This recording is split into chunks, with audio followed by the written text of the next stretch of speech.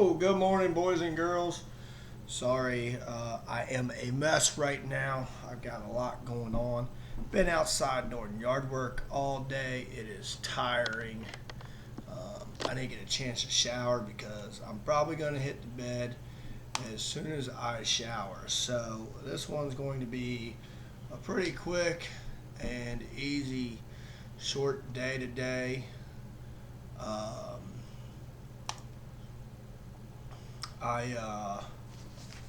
We're gonna read chapter 6, and then we'll go over some of these questions.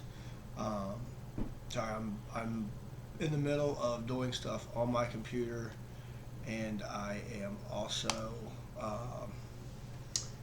gonna read. So I'll try not to be too distracting while we're reading. So we finished up chapter 4 at the end of the session.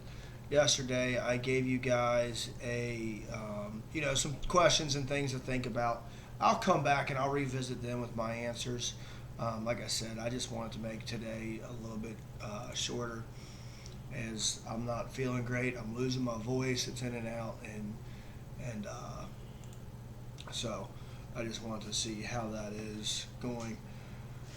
Or I want to share my answers with you, but I'm not really feeling it much today. So, chapter 5, we read about the giant killers, and they also, so as you know, they got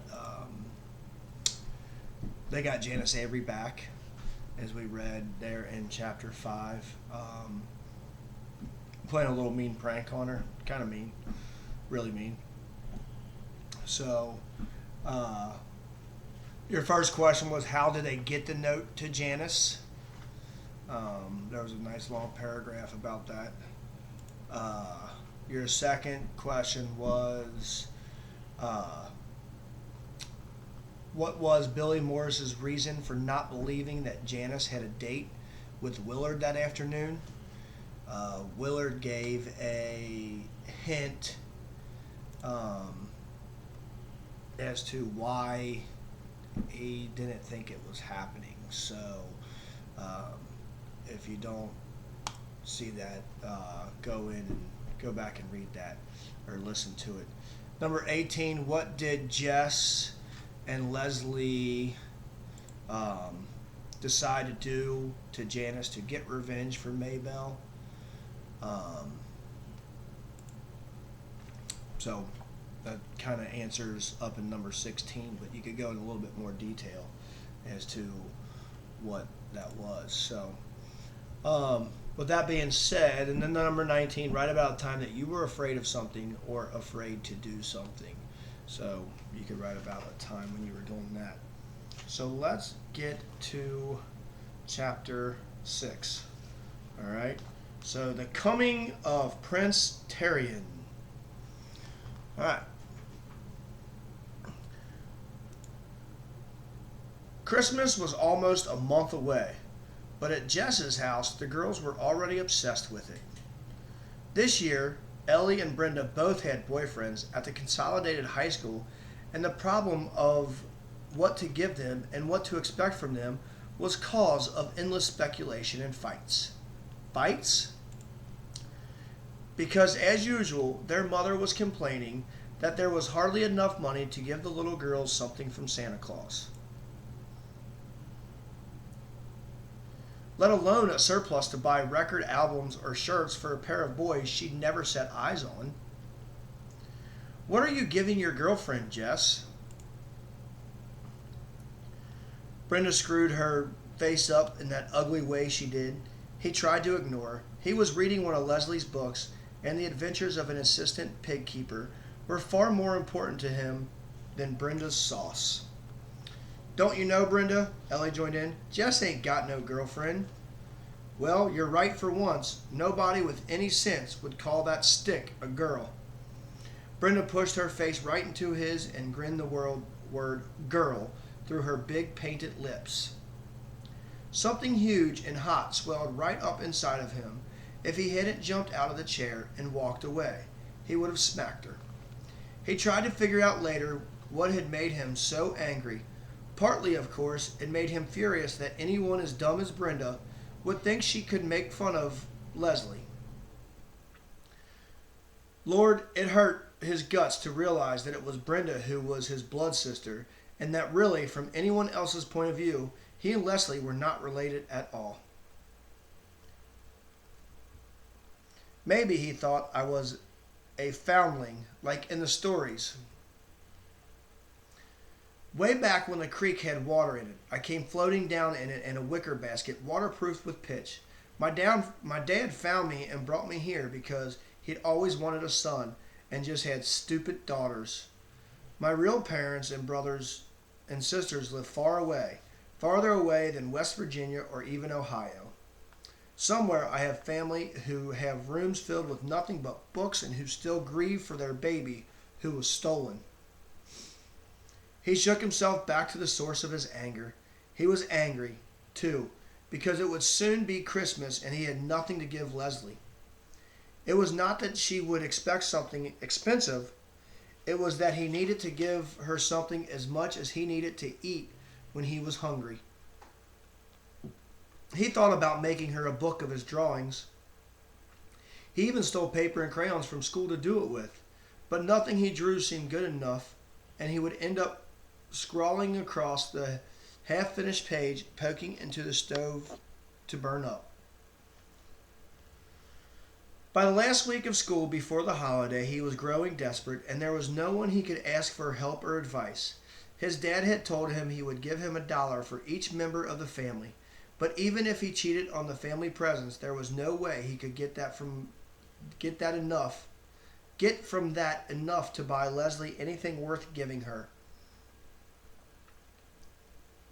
Besides, Maybelle had her heart set on a Barbie doll, and he had already promised to pool his money with Ellie and Brenda for that.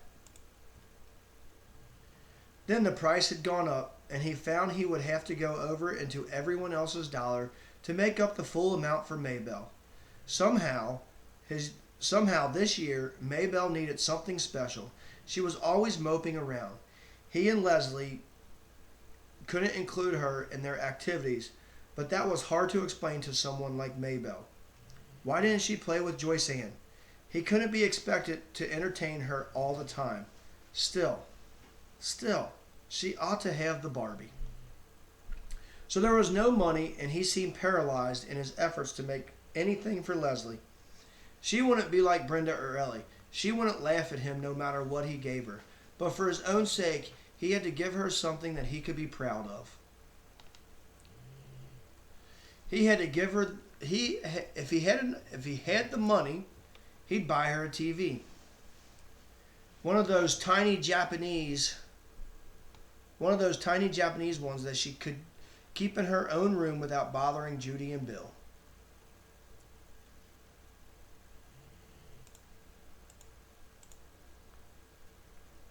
It didn't seem fair with all their money that they'd gotten rid of the TV.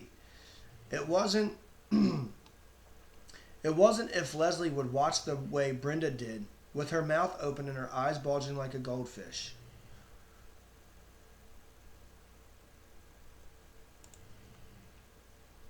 Hour after hour. But every once in a while, a person liked to watch. At least if she had one, it would be one less thing for kids at school to sneer about.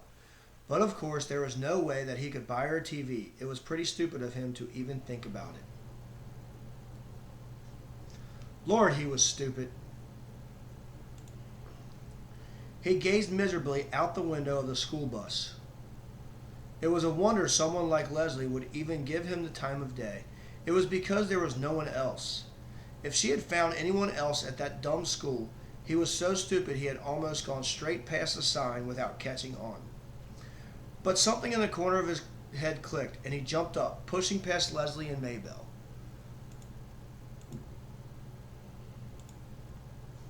"See you later," he mumbled as he shoved his way up to the aisle through pair after pair of sprawling legs.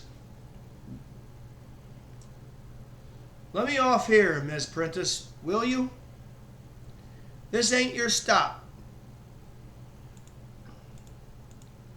Gotta do an errand for my mother," he lied. Long as you don't get me in trouble. She eased the brakes. No, thanks. He swung off the bus before he had really...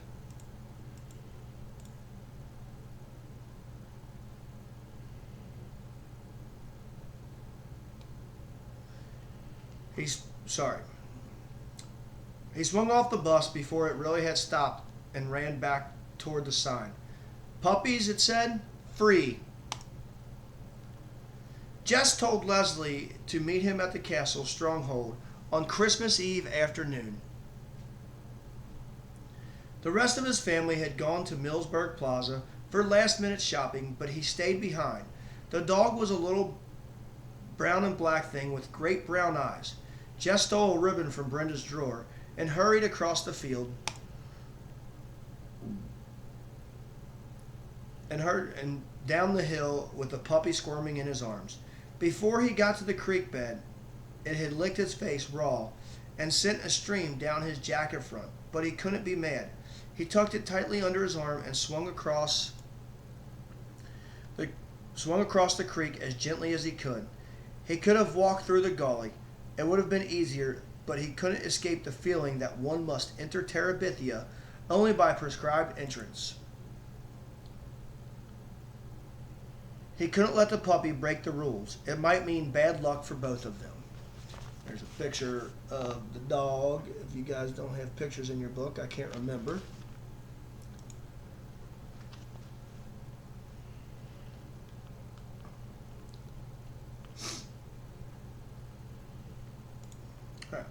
At the stronghold, he tied the ribbon around the puppy's neck, laughing as it backed out of the loop and chewed at the ends of the ribbon. It was a clever, lively little thing, a present Jess could be proud of. There was no mistaking the delight in Leslie's eyes. She dropped to her knees on the cold ground, picked the puppy up, and held it close to her face. "Watch it," Jess cautioned. "It sprays worse than a water pistol."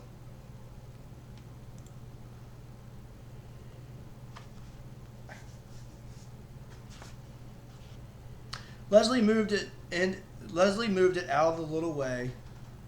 "Is it male or female?" Once in a rare while there was something he could teach Leslie. "Boy," he said happily. "Then we'll name him Prince Terrian and make him the guardian of Terabithia." She put the puppy down and got to her feet. "Where are you going?" "To the Grove of the Pines."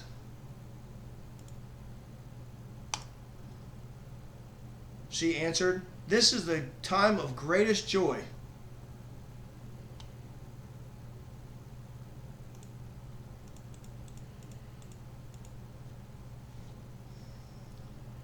Later that afternoon, Leslie gave Jess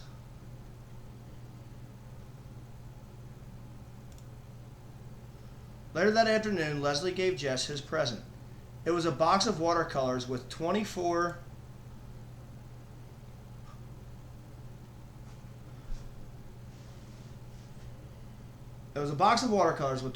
tubes of color and 3 brushes and a pad of heavy art paper. "Lord," he said. "Thank you." He tried to think of a better way to say it, but he couldn't. "Thank you," he repeated. "It's not a great present like yours," she said humbly, "but I hope you all like it. I hope you'll like it."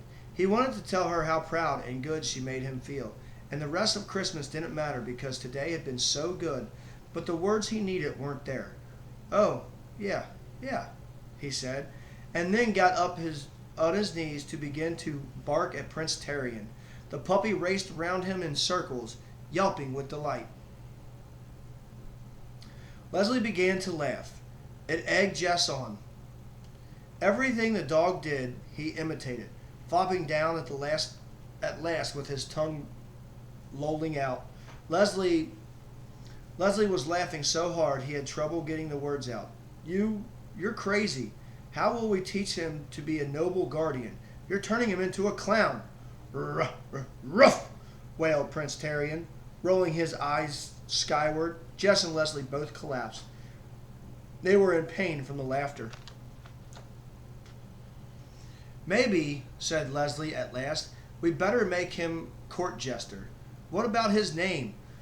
"Oh, we'll just Keep his name. Even a prince, this is in her most Terabithian voice, even a prince may be a fool.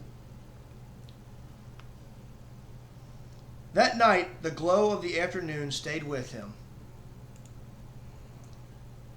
Even his sisters, squabbling about when presents were to be opened, did not touch him.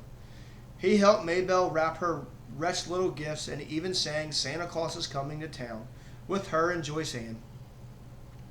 Then Joyce Ann cried because they had no fireplace and Santa wouldn't be able to find the way, and suddenly he felt sorry for her going to Millsburg Plaza and seeing all those things and hoping that some guy in a red suit would give her all her dreams. Maybelle at 6 was already too wise. She was just hoping for that stupid Barbie. He was glad he'd splurged on it.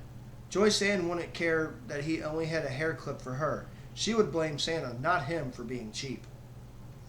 He put his arm awkwardly around Joyce Ann. Come on, Joyce Ann, don't cry. Old Santa knows the way. He don't need no chimney, does he, Maybelle? Maybelle was watching him with her big solemn eyes. Jess gave her a knowing wink over Joyce Ann's head. It melted her. Nah, Joyce Ann. He knows the way. He knows everything. She squinched up her right cheek in a vain effort to return his wink. She was a good kid. He really liked old Maybelle. The next morning he helped her dress and undress her Barbie at least 30 times, slithering the skinny dress over the doll's head and arms, snapping the tiny fasteners, was more than her chubby 6-year-old fingers could manage. He had received a racing car set, which he tried to run to please his father. It wasn't one of these big sets that they advertise on TV. But it was electric, and he knew his dad had put more money into that than he should have. But the silly cars kept falling off the curves until his father was cursing at them with impatience. Jess wanted to be okay. He wanted so much for his dad to be proud of his present, the way he, Jess, had been proud of the puppy. It's really great, really. I just ain't got the hang of it yet. His face was red and he kept shoving his hair back out of his eyes as he leaned over the plastic figure 8 track. Cheap junk! His father kicked at the floor dangerously near the track. Don't get nothing for your money these days. Joyce Ann was lying on her bed screaming because she had yanked a string out of her talking doll, and it was no longer talking.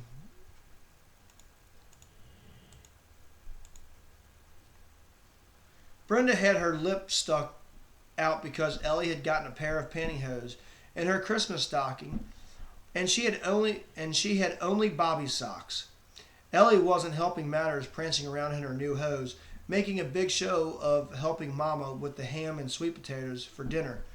Lord, sometimes Ellie was as snotty as Wanda K. Moore. Remember her from Leslie's and Jess's class. I was kind of making fun of Leslie. Jesse Oliver Owens Jr., if you can't stop playing with those fool cars long enough to milk a cow, I'd be most appreciative. Miss Bessie don't take no holiday, even if you do. Jess jumped up, pleased for an excuse to leave the track, which he could make work to his dad's satisfaction. His mother seemed not to notice the promptness of his response, but when he went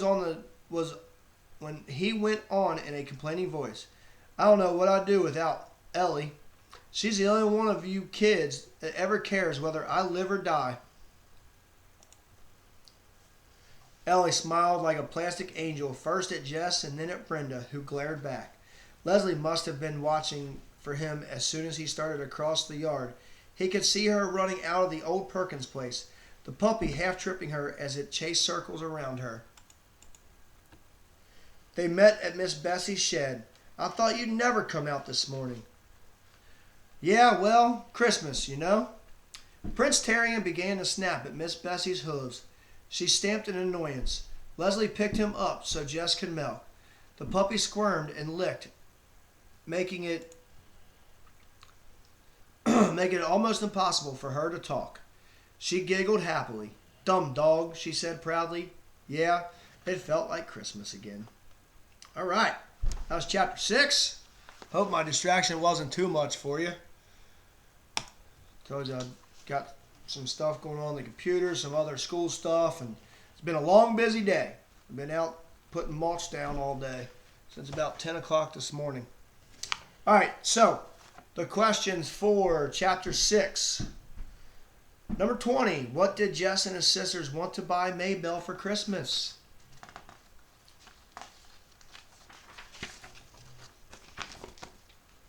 And the other question, number 21, only 2 questions. What would Jess have liked to buy Leslie for Christmas if he had the money? Not what did he buy her, what would he like to buy her? So, that is chapter 6. A pretty quick, short day for us. Next week, so tomorrow's day 9, or today is day 9. Next week we will have another discussion day where I'll call and talk to you guys about the book. So that'll take us up through, let's see, we'll be halfway on Monday, and then Tuesday. So Monday's day 10. So we'll be 15. We'll be 14 days in through next week. So maybe next Friday we'll take a discussion day. Give you guys a day off of listening to me talk, and I'll call and check on you guys. We'll see. I'll let you know more about that. But if you guys have any questions, please feel free. You guys know you can always reach out to me. With that being said, I will talk to you guys Monday, and have a good weekend. See ya.